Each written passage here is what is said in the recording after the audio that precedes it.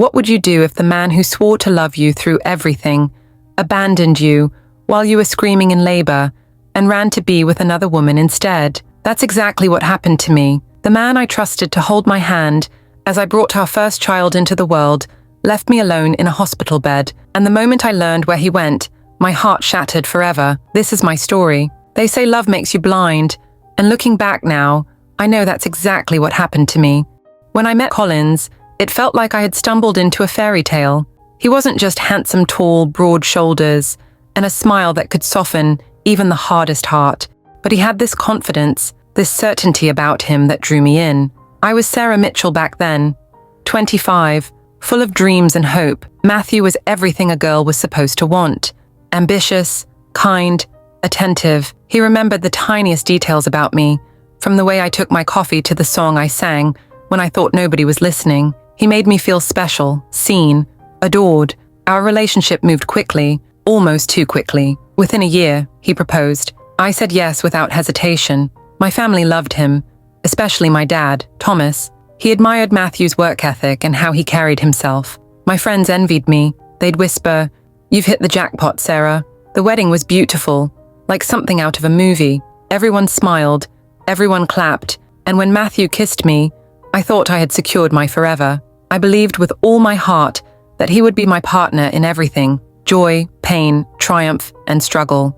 If someone had told me back then that this man would one day abandon me during the most vulnerable moment of my life, I would have laughed. Matthew wasn't perfect, of course, but he made promises. He promised me a lifetime of loyalty. He promised me he'd hold my hand when I brought our first child into the world. I clung to those promises like oxygen. I didn't know then that every vow he made would turn into a knife in my back. The cracks didn't appear overnight. At first, they were tiny things I brushed off, because isn't that what every wife does? I told myself love meant patience.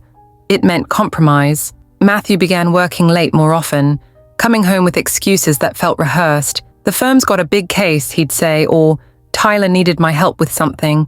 Sometimes I'd smell perfume that wasn't mine lingering on his shirts, but I'd convince myself it was from a co-worker brushing past him. I remember one night in particular, I had cooked his favorite meal, roast chicken and mashed potatoes, but when he walked through the door, he barely touched it. He was distracted, glued to his phone, smiling at messages I wasn't privy to. When I asked who it was, he brushed me off. "Just Tyler. We're going over plans." I should have pressed harder. I should have trusted the pit in my stomach. But instead, I convinced myself I was being paranoid. He grew colder, too. The little gestures, the flowers, the random "I love you" texts started fading. Nights were spent in silence, him scrolling through his phone while I sat next to him, wondering what invisible wall had built itself between us. When I found lip gloss in his car, a shade I'd never wear, I told myself it must have belonged to a colleague who borrowed a ride. Deep down, though, I think I already knew. I just didn't want to face it. We were trying for a baby then, and I told myself he was just stressed, that once I got pregnant, everything would go back to the way it used to be. But the truth was, I was already losing him, and I refused to see it. Her name was Jessica Lane. I didn't know it then, of course, but her presence hovered over my marriage long before I met her. Jessica worked at Matthew's firm, younger than me by a few years, beautiful in that effortless way that draws people in. Long brown hair, sharp cheekbones, a body that seemed designed to attract stares. She was everything I wasn't at that stage: carefree, untethered, unapologetically bold. I remember the first time her name slipped into conversation. Matthew had been telling me about his day, casually mentioning, "Jessica closed a big account today," or "Jessica's really sharp, she's going places." At first, I didn't think much of it, but soon, her name kept coming up. Too often, too comfortably. One night, Matthew was asleep beside me when his phone buzzed. Against my better judgment, I checked. The message was from Jessica. It wasn't anything explicitly incriminating, just, "Good night, don't work too hard." But my heart sank. That wink emoji burned into my mind. When I asked him about it the next morning, he laughed it off. "Sarah, she's just friendly. Don't make something out of nothing." His words were smooth, but his eyes flickered, and I felt that familiar pit in my stomach grow deeper. I didn't know then just how much space Jessica had already claimed in my marriage. I thought she was a small crack in our foundation, I didn't realize she was the earthquake waiting to destroy it. The day I found out I was pregnant was supposed to be the happiest of my life. I remember staring at the 2 pink lines on the test, my hands shaking, my eyes filling with tears of joy. I rushed to tell Matthew, expecting his face to light up with the same happiness that consumed me. He smiled, hugged me, kissed my forehead. He said all the right things, but something in his eyes didn't match the words leaving his mouth. He looked trapped, like my joy had become his burden. At first, I dismissed it as shock. Maybe he was overwhelmed, but as the weeks passed, I noticed the shift. Instead of coming to appointments with me, he made excuses, work, meetings, deadlines. Every ultrasound, I sat alone, holding a printout of our baby's tiny heartbeat, wishing Matthew was beside me. I began to feel like I was living 2 separate lives. On one hand, I was glowing with the miracle inside me, talking to Noah, singing to him at night. On the other, I was fighting this growing ache inside me, the ache of carrying both a child and a collapsing marriage. Whenever I tried to share my excitement with Matthew, telling him about baby kicks, or asking him to help me choose names, his responses were distant, distracted. I told myself men just weren't as connected during pregnancy, but deep down, I knew it was something more. I knew his heart was elsewhere. The lies started small, things like, "I'll be home by 8" when he'd roll in at midnight, or "My phone died," when I knew he just ignored my calls. One evening, I asked him to pick up ice cream on his way home because I was craving it so badly. He agreed, but when he arrived, there was no ice cream. Instead, there was lipstick smudged faintly on his collar, Jessica's shade. I knew because I'd seen her wear it once at a firm party. When I pointed it out, he laughed. "You're imagining things, Sarah. Do you think I'd really be that careless?" His confidence, his ability to twist reality, made me question my own eyes. Tyler Reed, his best friend, came by one night and made a passing comment that stuck with me. "Matt's been hanging out late with Jessica. You cool with that?" He said it casually, almost teasingly, but it hit me like a bullet. I laughed it off in front of him, but inside, I was crumbling. The red flags were everywhere, and I kept waving them off, convincing myself I was overthinking. I told myself that once Noah arrived, Matthew would snap out of whatever phase he was in, that our family would fix what was broken. But now, looking back, I realize I was clinging to a fantasy while the truth was already unraveling around me. I used to imagine Matthew sitting beside me at every appointment, holding my hand as we watched our baby grow together on the ultrasound screen. I pictured us laughing with the doctor, asking silly questions about due dates and baby kicks. That's what I thought love looked like. Instead, I found myself sitting alone in cold waiting rooms, surrounded by couples who looked at each other with anticipation and joy. I'd clutch my belly and smile, pretending I didn't notice the empty chair beside me. When people asked why Matthew wasn't there, I always had an excuse ready. "He's at work. He's out of town. He's swamped with deadlines." I lied to protect his image, to protect the illusion I was still desperately holding on to. One day, I went in for a big ultrasound, the one where we could finally see Noah's tiny fingers and toes clearly. I begged Matthew to come, reminding him weeks in advance. He promised me, swore even, that he'd be there. But when the day came, he texted at the last minute, "Sorry, meeting ran late. Take videos for me." I sat there crying quietly as the technician smiled at the screen, pointing out Noah's features. I nodded, recorded the video, and sent it to Matthew. He didn't respond until hours later with a thumbs up emoji. That night, I lay in bed replaying the ultrasound video over and over. The tiny heartbeat filled me with love, but the silence from Matthew filled me with dread. I wasn't just carrying Noah alone. I was carrying the weight of a marriage that was slipping through my fingers. The night before I went into labor, Matthew and I had one of the worst fights of our marriage. I was exhausted, my body heavy, my emotions raw. All I wanted was reassurance. I wanted to know he would be there when it mattered most.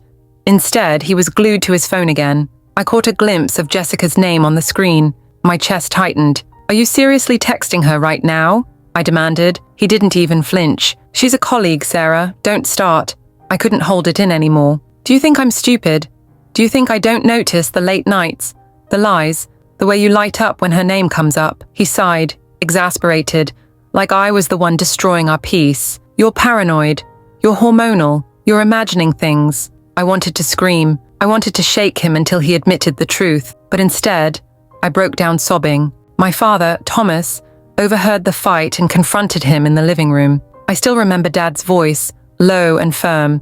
"You better not abandon my daughter when she needs you most, Matthew." Matthew promised he'd be there. He swore up and down that when the time came, I wouldn't go through it alone. His words sounded sincere, and for a moment, I let myself believe him. But promises are just words, and words can shatter like glass. It was past midnight when the first contraction hit.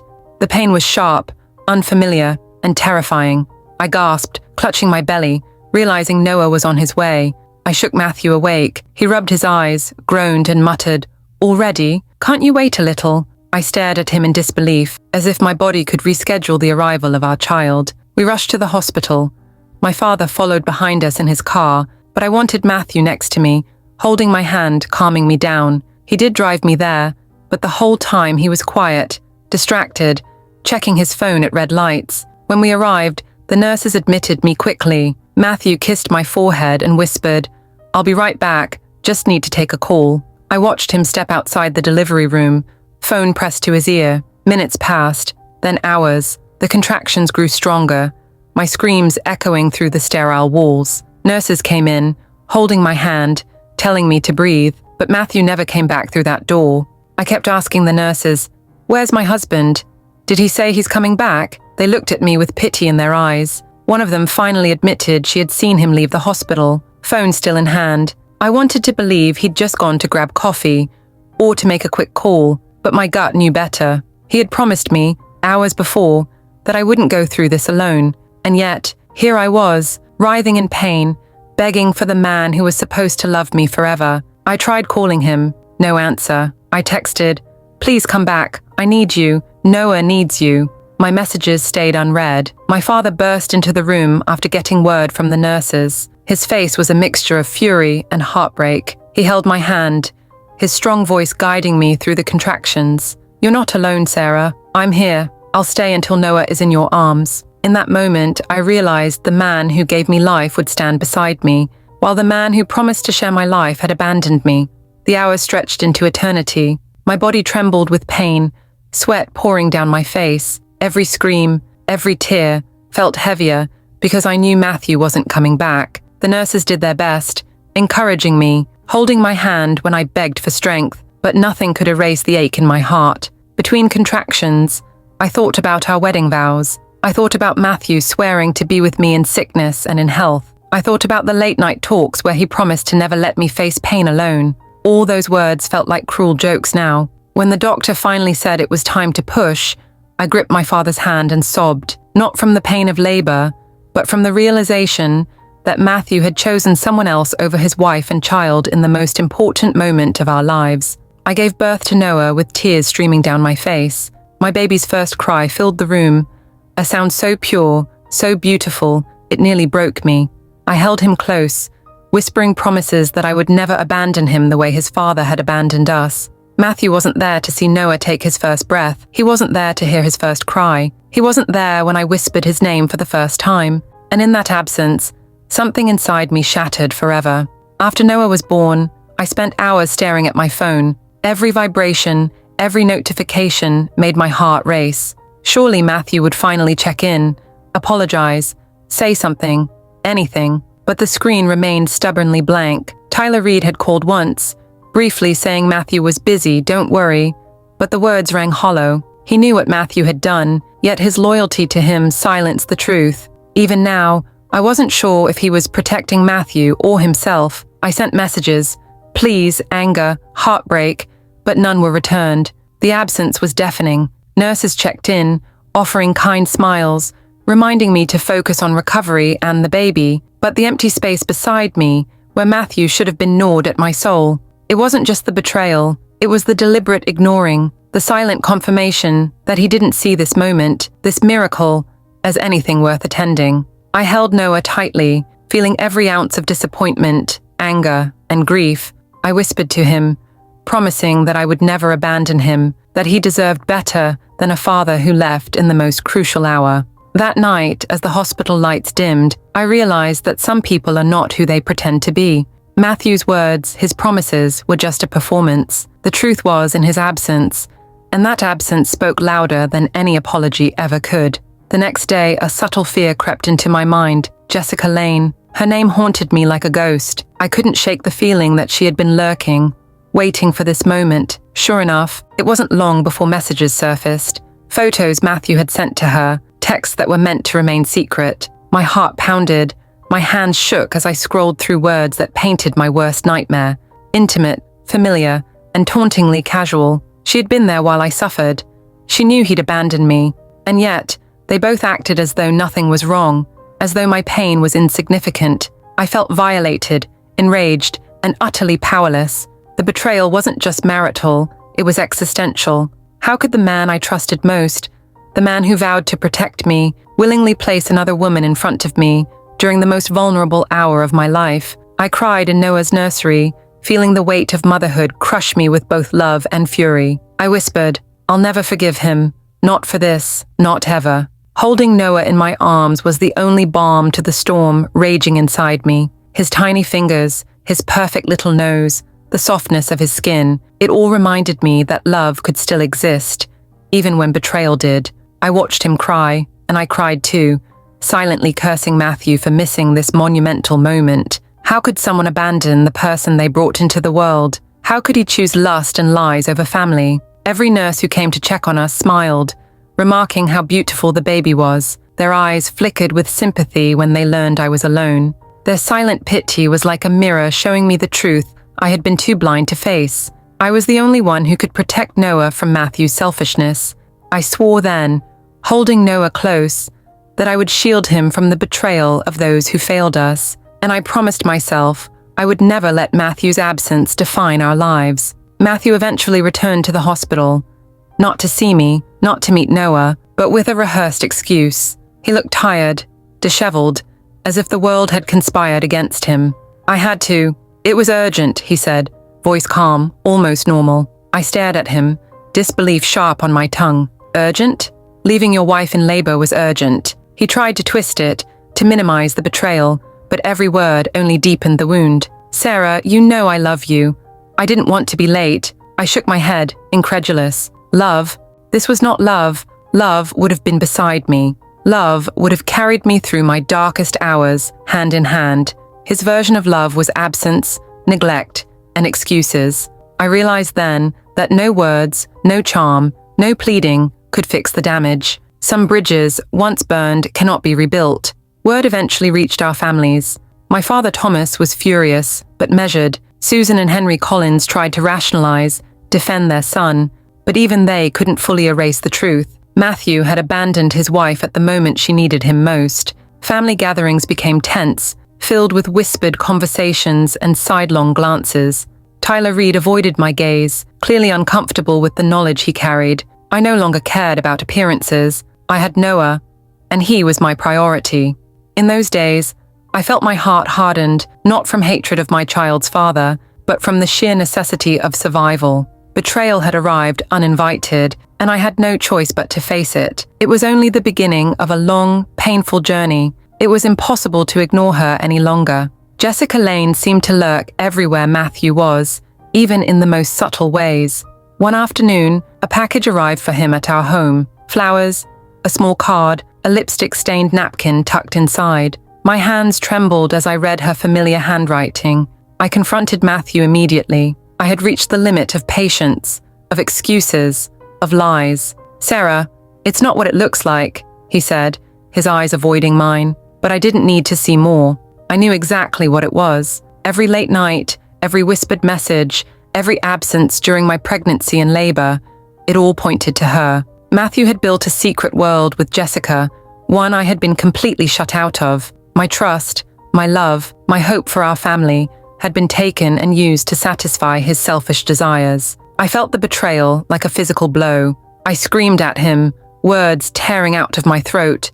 "How could you? How could you do this while I was giving birth to our child?" He tried to apologize, to explain, but his voice sounded hollow, rehearsed. I realized then that no words would ever repair what he had done. He had chosen her over me at the most sacred, vulnerable moment of my life. The nights following Noah's birth were long and lonely. Matthew stayed away, claiming work obligations, yet I couldn't ignore the evidence piling up. Messages, photos, glimpses of his other life. My body was healing, but my heart felt broken in a way I couldn't articulate. I would lie awake, staring at Noah's crib, tracing the small lines of his fingers, wondering how someone who once promised everything could be capable of so much betrayal. I cried silently, rocking him to sleep, whispering reassurances he could not yet understand, that I would protect him, that he would never experience this absence from me. Tyler Reed visited occasionally, offering awkward words of comfort, but even he seemed conflicted,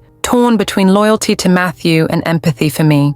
My world had narrowed to the tiny, miraculous life in my arms and the cavernous emptiness left by the man I had trusted most. Every night, I swore I would never let Matthew define Noah's world, nor allow him to cause further heartbreak. My child deserved more than deceit, and I would be both mother and protector, fiercely and unflinchingly. One evening, I stumbled upon messages I wasn't meant to see. Matthew had left his phone unattended while charging, and curiosity and desperation for truth got the better of me. Scrolling through his texts to Jessica Lane, I felt nausea, rage, and disbelief intertwine. Flirty messages, intimate photos, and plans that excluded me entirely leapt off the screen. She had been with him during the moments I had counted on him most. Labor, doctor visits, sleepless nights, all stolen from me and given to her. It wasn't just infidelity, it was deliberate cruelty. He knew exactly what he was doing, and the casual ease of their communication made it feel like salt in an open wound. I felt violated, enraged, and completely powerless. I cried, I screamed into pillows, and finally, I made a decision. I would confront him. I could no longer live in the shadow of his lies, and I could no longer shield Noah from the truth. The moment of confrontation was inevitable, and I needed it to reclaim what remained of my dignity. I found Matthew in the living room one evening, phone in hand, clearly startled when I walked in. My hands were shaking, my chest tight with anger and sorrow. "Matthew," I said, voice trembling but firm. "I know everything." His face paled. "Sarah, please, let me explain." "No, I've listened to enough lies. I've been alone when I needed you most, abandoned while our son came into this world. I've seen your messages, your photos, your plans. I know about Jessica. I know everything." He opened his mouth, stammering, but I cut him off. "I trusted you with my heart, my body, my baby, and you chose her, over me, over Noah. How could you?" He couldn't answer. No words could fix this. In that moment, I realized that love alone could not save us. He had destroyed the foundation of our family, and I would not allow him back into our lives without accountability, without change. The confrontation was cathartic but bitter. It was the first step in reclaiming my voice, my power, and my life. Susan and Henry, Matthew's parents, were blindsided by the revelation. Susan cried, attempting to defend her son with desperate, shaky explanations. "He didn't mean for it to happen like this," she said repeatedly. Henry, on the other hand, was quiet, observing the tension in the room with a hard stare. It was clear that while they loved their son, even they recognized the enormity of his betrayal. I was exhausted, emotionally drained, and yet I stood my ground. I would not let their sympathy for Matthew sway my judgment or undermine the truth. Their apologies and explanations meant little to me. What mattered was my son, my life, and the decision to never let this abuse go unchecked. In their eyes,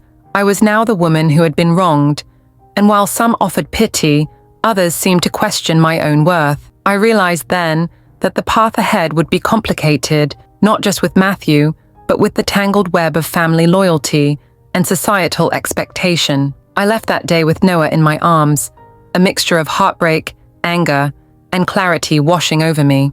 The road ahead would be long, but for the first time, I felt the spark of control returning to my hands. The days after the confrontation were quiet, almost eerily so. Matthew stayed away, perhaps realizing that his apologies would no longer hold weight, or perhaps because he had other priorities. I spent my time focusing on Noah, learning his cues, cherishing every little coo and smile. I discovered a strength in myself I hadn't known existed. Sleep-deprived and raw from betrayal, I found clarity in the simplicity of caring for my child. Letting go of Matthew didn't mean forgetting him. It meant accepting that the man I loved had made his choice, and that choice had nothing to do with me. I started journaling, writing down every thought, every memory, every pang of anger and sorrow. I cried openly, screamed into pillows, and slowly, I began to release the hold Matthew had on my heart. The weight of resentment began to lift, replaced by a protective determination for Noah and myself. Letting go didn't erase the pain, but it created space for healing. I realized that forgiveness for Matthew wasn't necessary. For me, survival and self-respect were enough. Noah became my anchor. His tiny hands, bright eyes, and innocent laughter reminded me daily that life wasn't over, that joy still existed despite the betrayal I endured. I watched him grow, step by tiny step, discovering the world, while I discovered my own resilience. Each smile, each new word, each milestone became a victory, not just for him, but for me. I was no longer defined by Matthew's betrayal. I was defined by my ability to survive it, to love fiercely, and to protect what truly mattered. Friends and family rallied around me. Thomas, my father, became a steady presence, reminding me that I was not alone. Even Tyler Reed, despite his awkward attempts, became someone I could rely on for honesty. These connections reminded me that the world wasn't entirely cruel, and that I could rebuild my life. In Noah's eyes, I saw hope, a chance to start fresh, and I vowed that nothing, not Matthew, not Jessica, not anyone, would take that from us again. Weeks later, Matthew returned, trying to insert himself into our lives once again. He claimed he'd realized his mistakes, that he wanted a second chance, that he could make things right. I looked at him, seeing not the man I once loved, but a stranger who had abandoned me at the moment of my greatest vulnerability. "Do you think words can erase what you did?" I asked, holding Noah close. His eyes pleaded, but I saw no sincerity, only desperation. I realized then that some people only return when consequences hit them, when their comfort is disturbed. This wasn't about love, it was about convenience. I stayed firm. "No, Matthew, you made your choice. I made mine. Noah and I deserve better." For the first time, I felt fully in control of my life. I no longer needed his validation or his presence. I had everything I needed right here. The day came when I saw Matthew one last time. It wasn't dramatic. There were no tears, no shouting, just a quiet acknowledgement that our paths had irreversibly diverged. "I hope you find happiness," he said softly. "I already have," I replied, holding Noah's hand.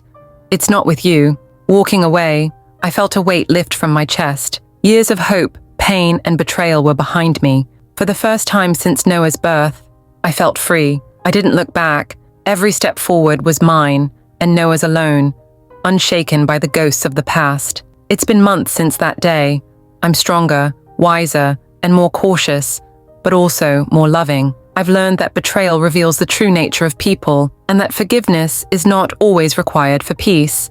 My greatest lesson is that strength often comes from the most unexpected places, like a tiny hand wrapped around yours, or the realization that life goes on even when the people you trusted most fail you. I don't regret loving Matthew, because he showed me what I deserve. I regret the years I allowed him to blind me, to ignore my instincts, but even regret has its purpose.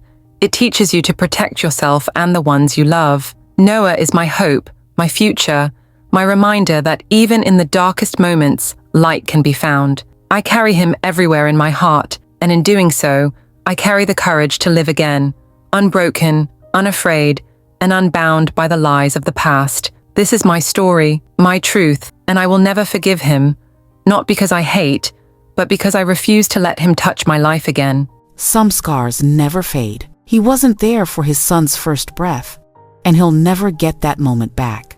But I learned that betrayal can break you, or it can make you stronger. Would you forgive a man who abandoned you in labor, or walk away forever? Let me know in the comments below. And don't forget to like, share, and subscribe for more stories from lies and regrets.